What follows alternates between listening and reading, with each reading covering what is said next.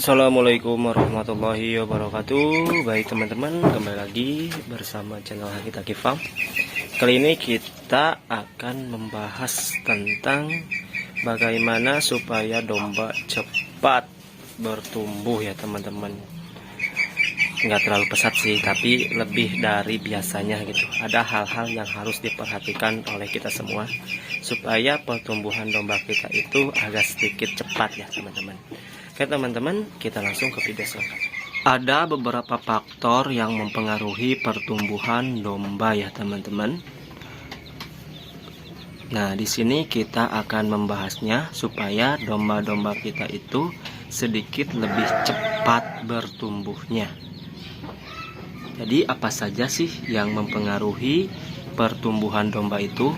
Baik, untuk yang pertama tentunya adalah pakan ya teman-teman. Untuk pakan itu harus berkualitas. Dalam artian berkualitas itu adalah kandungan gizinya dari yang kita berikan terhadap domba itu lengkap, bukan hanya hijau-hijauan saja. Mungkin untuk hijau-hijauan saja itu kurang lengkap ya. Jadi ada beberapa pakan tambahan yang harus diberikan terhadap domba kita. Nah, apakah teman-teman sudah memenuhi kriteria dalam pakannya? Misalkan kita melihat dari peternakan modern, itu yang diberikan terhadap domba itu bukan hanya hijau-hijauan saja ya teman-teman.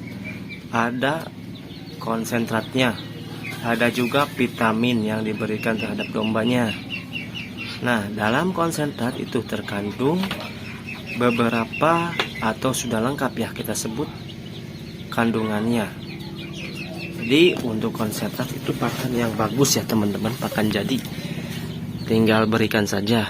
Nah, kita berbicara konsentrat itu berbicara tentang keuangan untuk membeli konsentratnya. Akan tetapi si konsentrat bisa diganti sih sebenarnya ya teman-teman. Untuk pengganti konsentrat itu bisa juga oleh pakan fermentasi. Untuk pakan fermentasi itu sangat mudah sekali ya, sangat gampang cara membuatnya, cara membuatnya. Nah, untuk cara membuat pakan fermentasinya silakan cek di playlist channel ini ya teman-teman, ada di situ cara membuat pakan fermentasi.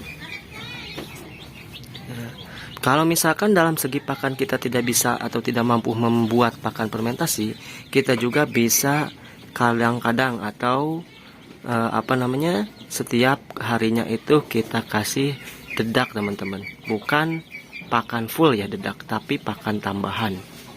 Jadi bukan hanya rumput hijau-hijauan saja ya teman-teman, kita kasih juga karbohidrat, protein dan sebagainya sih. Namun untuk yang difermentasi itu sudah memenuhi atau mencukupi gizi untuk domba ya teman-teman. Baik, untuk yang selanjutnya, untuk yang kedua itu untuk yang pertama dari segi pakan. Untuk yang kedua itu dari segi kebersihan kandangnya.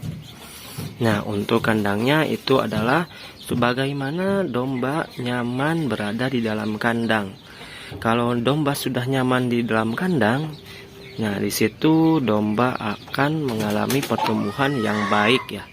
Jadi penyesuaian tubuh dengan ruangan atau dengan lingkungan kandangnya, kalau sudah sesuai atau sudah menikmati, si dombanya pasti tumbuhnya itu akan sedikit cepat ya teman-teman. Kalau di bahasa kita itu lilirnya itu cepat ya, jadi pertumbuhannya cepat. Nah, untuk kebersihan kandang mungkin teman-teman bisa ya beda-beda cara membersihkan kandangnya, juga dalam bentuk kandangnya. Namun yang kita punya di sini adalah kandang sederhana ya teman-teman. Dari lantainya saja kita bikin yang seperti ini. Dari bentuk desainnya juga ini seadanya, akan tetapi terus kita perhatikan dalam kebersihannya ya teman-teman. Nah, di sini kan seperti itu ya lantainya. Untuk lantai kita kadang-kadang seminggu sekali kita bersihkan. Nih, biasanya kalau kotorannya itu mencret atau basah itu bakal tersumbat ya untuk di lantainya tuh. Jadi di situ banyak sekali kotoran dombanya kalau tidak kita bersihkan. Nah, kita lakukan membersihkan ini paling telat itu seminggu sekali ya teman-teman, atau paling cepatnya adalah 3 hari sekali untuk kebersihan kandangnya. Terus yang ketiga tentunya kebersihan dombanya juga ya teman-teman. Nah, untuk kebersihan domba di sini tergantung cuaca ya teman-teman, dan juga kebersihan domba itu ditunjang atau dipengaruhi oleh kandangnya. Kalau kandangnya tidak nyaman, kotor, banyak sekali kotoran di lantainya, mungkin domba akan cepat kotor. Jadi coba domba harus sering dicuci atau sering dimandikan. Tetapi untuk pemandian tidak sembarangan ya. Biasanya kalau cuacanya mantap saja. Nah, kalau posisi cuacanya kurang bagus, itu jangan ya teman-teman, nanti dombanya kedinginan. Mungkin dari penyebab kedinginan itu nanti juga bisa menyebabkan kematian teman-teman. Nah, kalau menurut saya sih itu yang harus diperhatikan itu kandangnya. Kalau kandangnya bersih, insya Allah untuk dombanya tidak akan terlalu cepat harus kita mandikan. Nah, kadang-kadang sih seharusnya untuk pertumbuhan itu ada beberapa harus dirutinkan ya. Misalkan 2 minggu sekali atau sebulan sekali itu minimalnya dimandikan. Kalau misalkan dalam 1 bulan tidak ada cuaca yang bagus, itu kita harus lebih intens membersihkan kandangnya ya teman-teman, supaya si dombanya tidak kotor.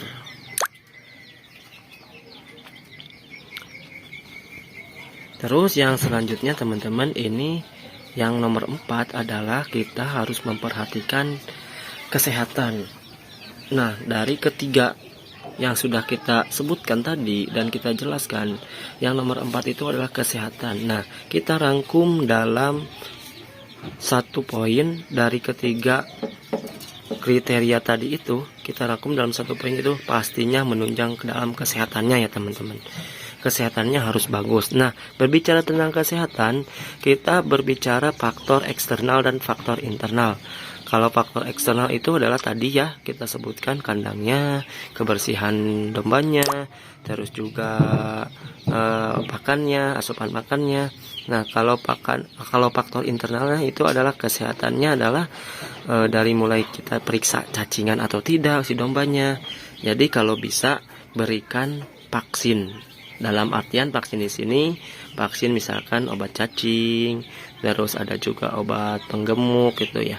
Kalau obat penggemuk sih jangan terlalu banyak diberikan ya, atau obat penafsu makan juga. Itu hanya sedikit saja atau beberapa kali saja ya teman-teman. Jadi harus ditunjang sama itu teman-teman, supaya dombanya selain sehat juga cepat untuk pertumbuhan ya teman-teman. Nah, mungkin di teman-teman dalam video ini kita membahasnya segitu saja. Saya rasa untuk pembahasan yang ini, kriteria yang disebutkan tadi itu, saya rasa kita tidak akan kesulitan untuk melaksanakannya. Biasanya yang kesulitan untuk melaksanakan itu adalah yang memerlukan biaya yang tinggi ya. Nah, setelah saya aplikasikan, coba ketiga dan keempat ya, 4 itu dari rangkuman yang 1 sampai 3 itu, dari ketiga kriteria itu sehingga menghasilkan poin 4, yaitu domba sehat ya, domba sehat eksternal dan domba sehat secara internal teman-teman. Itu tidak memerlukan biaya yang sangat banyak, hanya sedikit saja ya teman-teman. Baik teman-teman, semoga video ini bisa membantu teman-teman untuk mengembangkan juga menyehatkan ternaknya, supaya kita kalau melihat ke kandang itu semangat ya teman-teman, kalau domba kita sehat dan juga perkembangannya cepat. Untuk teman-teman yang sudah nonton sampai akhir, terima kasih saya ucapkan. Jangan lupa untuk yang belum subscribe, silakan subscribe terlebih dulu. Silakan kritik dan sarannya bisa disampaikan di kolom komentar, apalagi kritik dan saran tersebut sifatnya membangun untuk saya khususnya dan untuk kita semua umumnya ya. Salam ngarit teman-teman, sampai bertemu di video selanjutnya. Assalamualaikum warahmatullahi wabarakatuh.